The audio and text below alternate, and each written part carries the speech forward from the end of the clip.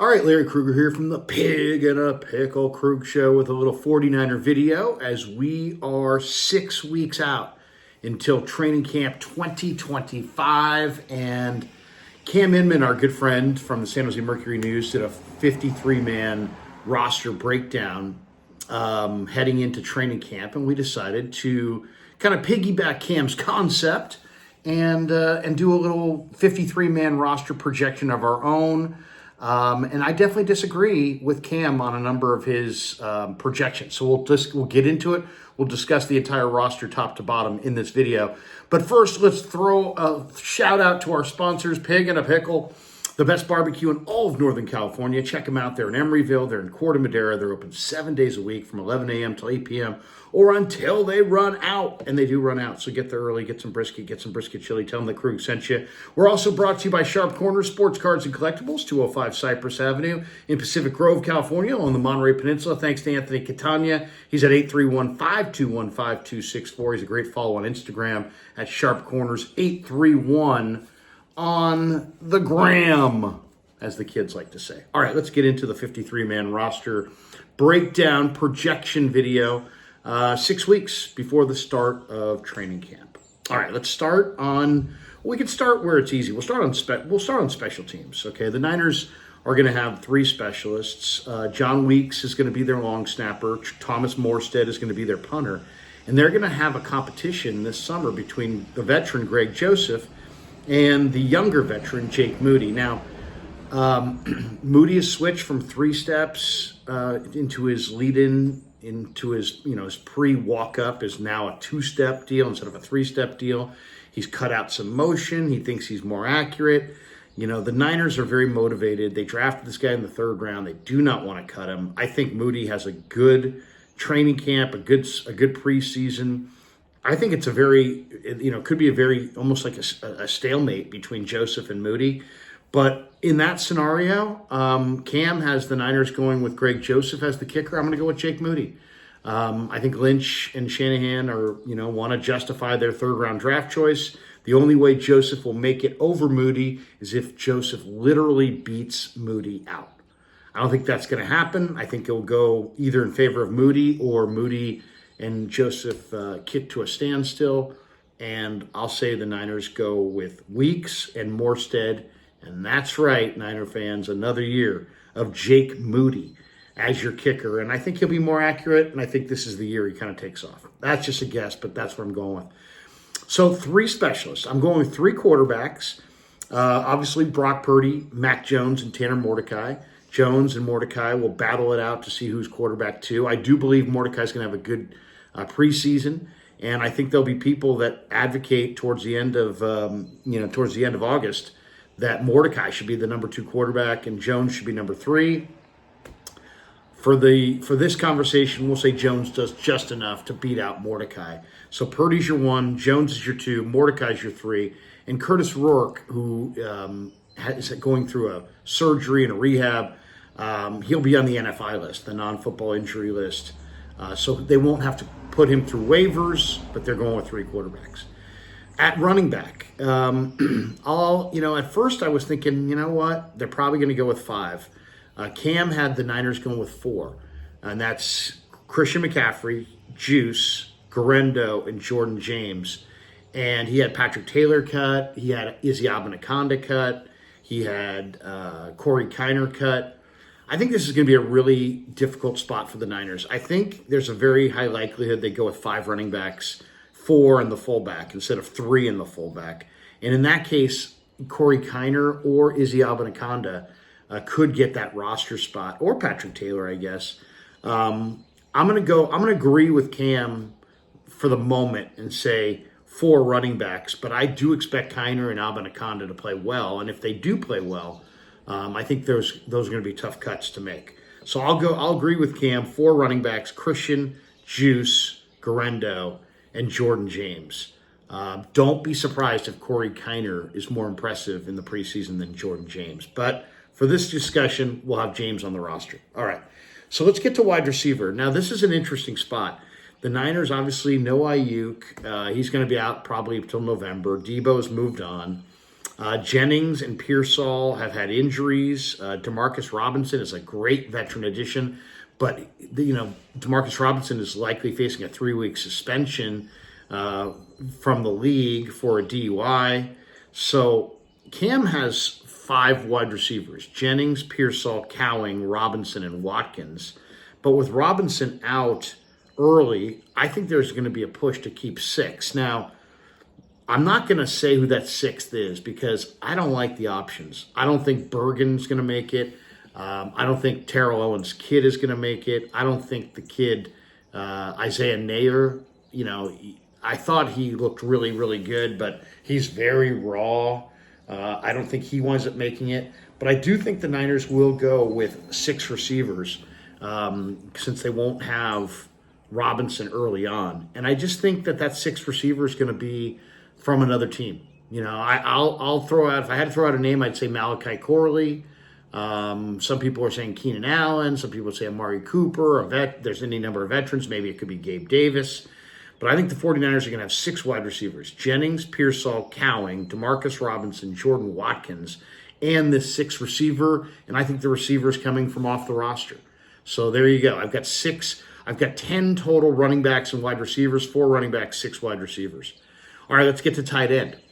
Cam's got 3. He's going George Kittle, Luke Farrell, and he's going with Ross Dwelley as the number 3 tight end. And that very well could be.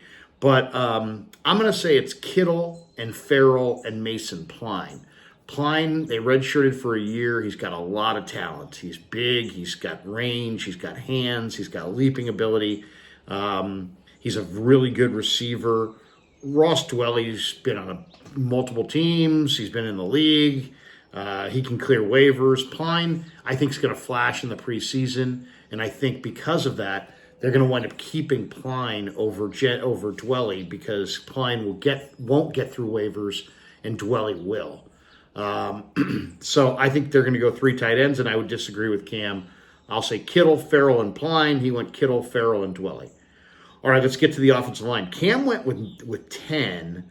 I'm going to go with 9. Obviously, you got Trent Williams, Ben Barch, Jake Brendel, Dom Pooney, and Colton McKivitz. You have your 5 starters, okay?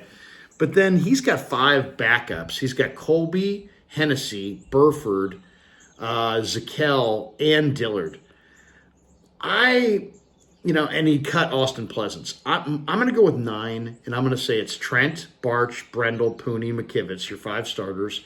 And then the 4 backups are Pleasance over Dillard, Connor Colby over Zakel, Hennessy, and Burford. So I'm going with 4 backups. Burford can play guard or tackle. Hennessy can play guard or center. Colby can play guard, either guard spot. Pleasance can play either tackle spot. I think that's probably the best. I think they're probably going to go, the thing about backup offensive linemen, you can really kind of screw yourself if you take too many backup offensive linemen because the starters start and play the whole game and the backups don't play. So you're going to have a number of guys commandeering roster spots that may never play.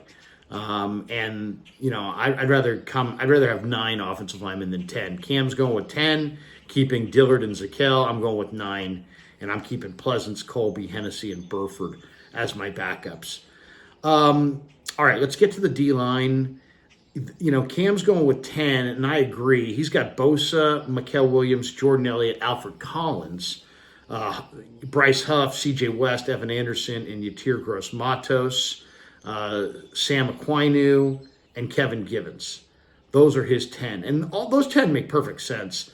This is a very violent position. I don't think it's realistic that you're going to get through the entire summer and preseason with no injuries to your D-line. So there's going to be an injury. And to me, the camp sleeper to watch for, or one of the camp sleepers to watch for, is Sebastian Valdez from Washington. He looks fantastic. I'll say Valdez gets a roster spot, and that's somewhere in that mix. Somebody gets hurt. Somebody in that top 10. I agree with Cam. The top 10 is, as he stated, Bosa, Mikael, Elliott, Collins, Huff, West, Anderson, Yatir Gross-Matos, Sam Aquinu, and Kevin Givens. I think those are the their top 10 defensive linemen. But I'll project an injury here, and I'll say that one of those guys, somebody gets hurt, and Sebastian Valdez gets a roster spot. If there's 2 injuries on the D-line, don't be surprised if Teron Jackson gets that spot. He looks really, really good as well. At linebacker, Cam went with 6. He went with Warner, Winters, Martin. And then he went with Gifford, Bethune, and Chaz Surratt, the new linebacker from the Jets, who's a favorite of Robert Saleh. And I can totally see that.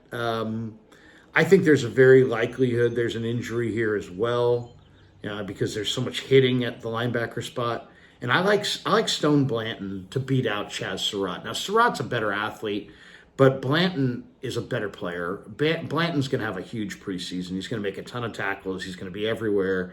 He's going to be this folk hero. Blanton. There'll be this big push. Keep Blanton. Stone Blanton. I would say Stone Blanton beats out Chaz Surratt. I'm going to have the Niners going with 5 linebackers: Warner, Winters, Martin, Griffith, Bethune, and Blanton would be the 6th.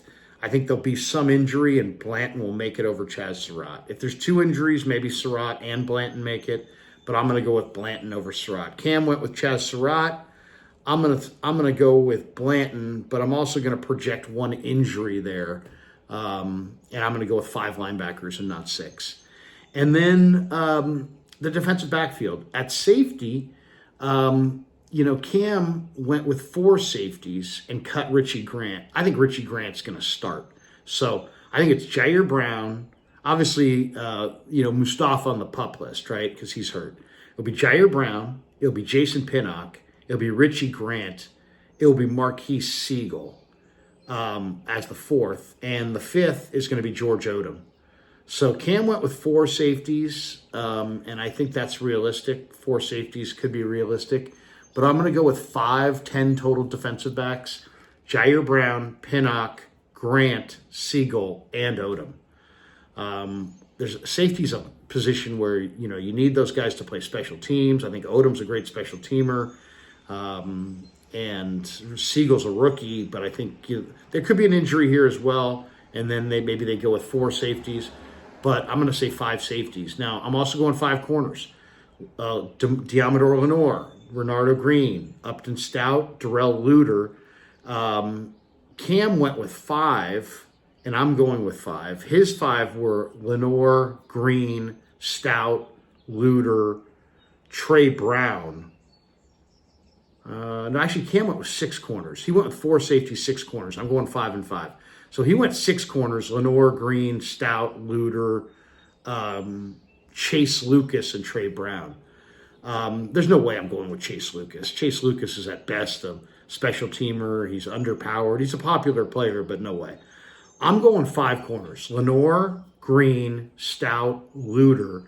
But if you look, and I think that 5th corner is going to be a special teamer. I just think when you look at when you follow the money, I thought the Niners gave Saran Neal like 2-point-something million. I thought they gave him more money than the other guys. So I'm going to go with Saran Neal. Saran Neal has been in this league for a while. He's a special teams ace. He's physical. I think they go with an ace special teamer at the 5th spot, and I think they'll go with Saran Neal as the ace special teamer. With Stout and Luter playing well, you don't need to go with Trey Brown as a corner. So Trey Brown is also a very good special teamer, but I think they're going to go Lenore, Green, Stout, Luter, and Saran Neal. So 5 corners, 5 safeties, not what Cam had, which was 4 safeties and 6 corners. So there you go. There is the roster. To me, it's going to be an interesting summer for sure. The big question marks? I'll say the big issues or the big things that I'll be looking for in camp this summer. 1, does Tanner Mordecai outplay Mac Jones, and if so, does he get that number 2 job? That's number 1. Do Izzy Abinaconda and Corey Kiner outplay Jordan James? And even if they don't, do they show well enough for themselves to make the roster and force the Niners to go with 5 running backs? In this projection, I'm going with 4. But if Corey Kiner or Abinaconda has a big camp, Abinaconda's got 4.3 speed. He's 220 pounds. If these guys have a good camp, the Niners could easily go with 5 running backs. In that case, they would probably go with 5 wide receivers. I think that I'm projecting them to add a wide receiver from the outside to be their 6th wide receiver, so 4 running backs, 6 wide receivers. I think Pline beats out Dwelly. I definitely think Pleasance beats out Dillard. Colby, I think, is going to beat out Zakel, which is Brock Purdy's good friend. I think that's going to be a very tough cut. I think Jake Moody beats out Greg Joseph. I think Sebastian Valdez and Stone Blanton, as camp surprises, find their way onto the roster. I think the new safeties, Pinnock and Grant, wind up both making the roster and playing significant roles on the defense. And I think the corners, I think it's going to be 5 corners, 4 in the special teamers. So Neyor, Green, Stout, and Luter. I think Luter is the guy to watch for as the bust-out player. And I think he does bust out, which makes Trey Brown not needed. And then it comes down to who's the better special teamer between Trey Brown and Saran Neal. And I'm going to go with Saran Neal. So there you go. There is your 53-man roster breakdown 6 weeks before training camp 2025. Thanks to Pig and a Pickle for being the title sponsor of the Krueg Show. Thanks to Sharp Corners, Sports Cards, and Collectibles for sponsoring this video. Thanks to all of you guys for supporting the Krueg Show on YouTube.